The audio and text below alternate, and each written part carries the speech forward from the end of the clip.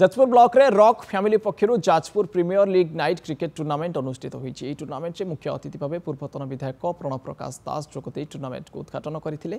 Tournament में 16 दल अंशग्रहण करते। 8टी टीम जिला भितर बेले आउ 8टी टीम जिला बाहर बोली जमापड़ी। 5 ओवर विशिष्ट खेल को दर्शक माने खूब उपभोग करते।